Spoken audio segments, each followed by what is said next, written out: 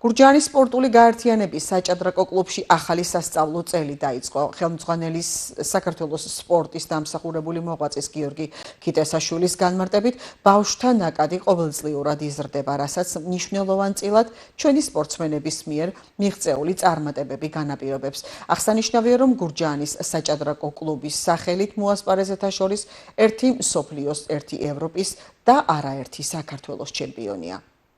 დაიწყო სასწავლო წელი ჭადრაკში, რა თქმა უნდა, მინდა აღვნიშნო ის ფაქტი, რომ ნაკადი ყოველთვის მატულობს, თუ წინა წლებით დავთვლით დაახლოებით 100 ბავშვზე მეტი ყავდა, დღეისათვის უკვე სულ 2 დღე რაც დავიწყეთ მუშაობა, ახალი სასწავლო წელი,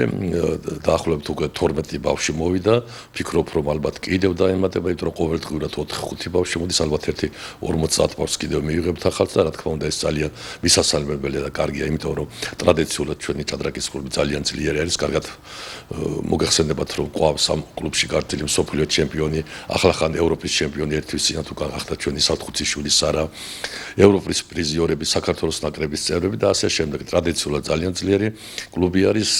არის ნაკადი ძალიან დიდი და იმედია, რომ ბავშვების რაოდენობა კიდევ მოიმატებს, რა თქმა უნდა, ჩვენ N რაოდენობით მივიღეთ ბავშვებს, შეგვიძლია მივიღოთ 200-300-მდე ბავშვი. სწავლა კიდევ ერთხელ შევახსენებთ პაიცოვი ტელემაყურებლებს, რომ სწავლა არის ჩვენთან მუდმივად უფასოდ, არასოდეს აქ კაპიკი არასოდეს არავინ არ იხდის და რა თქმა უნდა ჩვენ ვასწავლით, დონე მაღალი